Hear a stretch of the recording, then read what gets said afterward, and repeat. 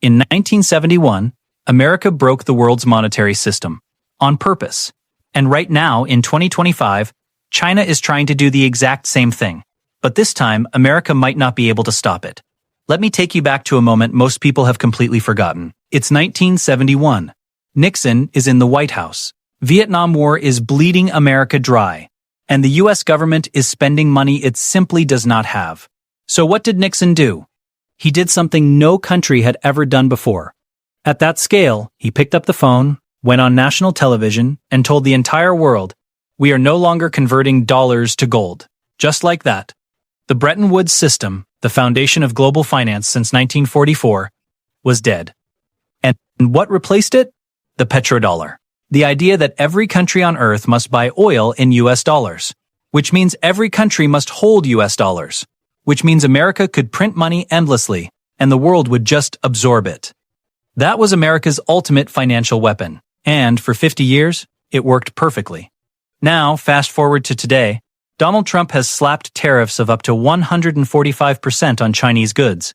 China has fired back with 125% tariffs on American products. Rabobank, one of the world's largest financial institutions, has officially called this a new economic Cold War. But here is where most people get it wrong. They think this is just a trade dispute, a negotiation tactic, a temporary tension that will resolve itself over a few rounds of diplomacy. No, what you are actually watching is a 50-year financial architecture being dismantled, piece by piece, in real time. And the dollar is right at the center of it. Let me explain what China has been quietly building while America was distracted. Since 2015, China has been expanding something called the CIPS system, Cross-Border Interbank Payment System. Think of it as China's alternative to SWIFT, the system that currently controls how dollars move across the globe. By 2024, over 150 countries were connected to CIPS in some capacity. Now combine that with this. China has been settling oil trades with Saudi Arabia in Chinese yuan. For the first time since the petrodollar system was created in 1974, a major oil producer accepted payment in a currency that is not the US dollar. That one transaction was not just an economic event, it was a declaration.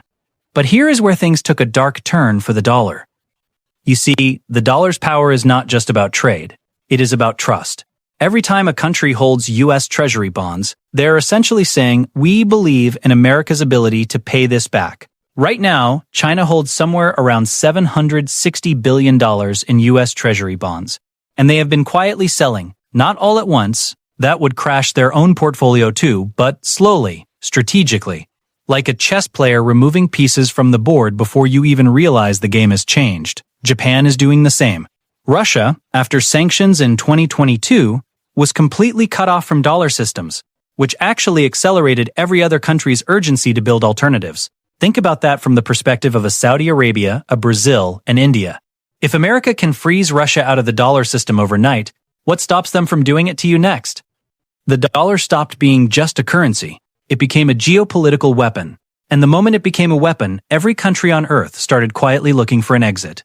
Now here's the thing about the current US-China tariff war that nobody is talking about on mainstream financial media. Tariffs are painful. Yes, Chinese exports suffer.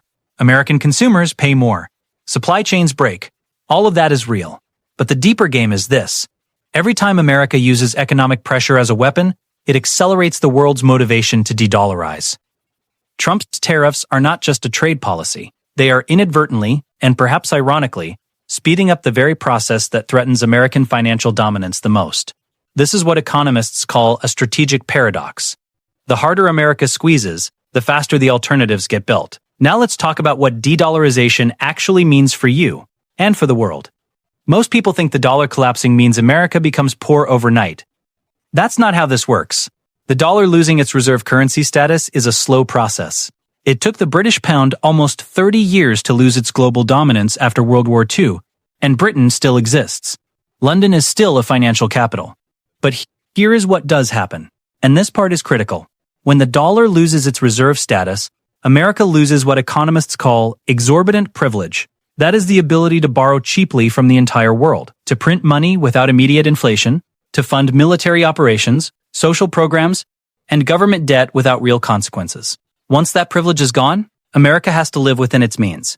Like every other country, And for a government carrying over $34 trillion in debt, that adjustment will be violent.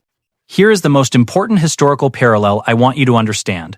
In 1956, Britain tried to use military force to control the Suez Canal. America told them to stop or face economic consequences. Britain backed down, and that moment marked the end of the British pound as the world's reserve currency. The empire did not fall because of a war, it fell because of a financial ultimatum. Right now, America is on the other side of that equation, and China, along with BRICS nations, is slowly building the coalition that could issue that ultimatum back. Not tomorrow, not next year, but the trajectory is clear. So, does this mean the dollar is finished? Here is my honest read. No. Not in the next decade. The dollar still represents about 58% of global foreign exchange reserves. The U.S. financial system is still the deepest, most liquid market on earth.